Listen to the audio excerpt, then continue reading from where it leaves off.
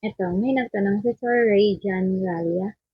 Ma'am, pag pinalitan yung ATM mo ng bago, tapos yung nag-true counter ka, inubos mo yung laman ng ATM mo na black, tapos may bago ka ng ATM, papasok ba yung payroll mo sa bago?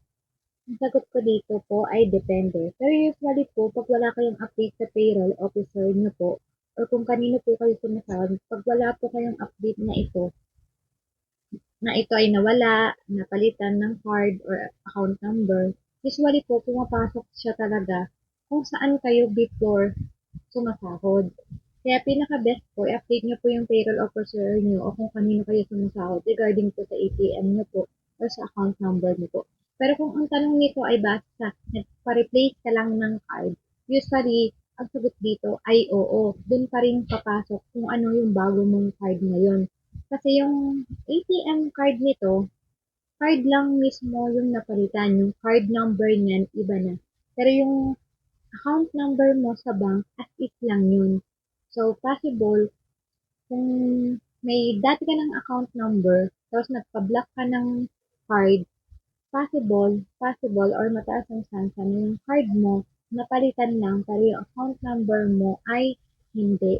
Kaya, kung may bago ka ng ATM card, diyan pa rin po papasok yung sahod mo. Possible kung hindi kayo nag-update sa payroll officer niyo. Kasi same account number pa rin usually yung ganyan. Unless sinabi mo sa bank na for replacement or papalitan niyo yung account number niyo sa kanila. Pero pag ganyan kasi mostly sa mga card number lang po yung napapalitan kung saan kayo pwedeng mag-withdraw kasi kunwari, yung isang card, sabi niyo na wala pero hawak niyo, tapos nagpa-replace kayo ng card. Kung papansinin niyo, yung dalawang card na yan, magkaiba ng number.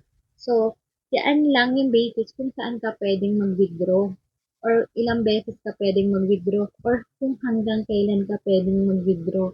Pero yung account po ay as is lang yan, hindi rin po yan nag-expire.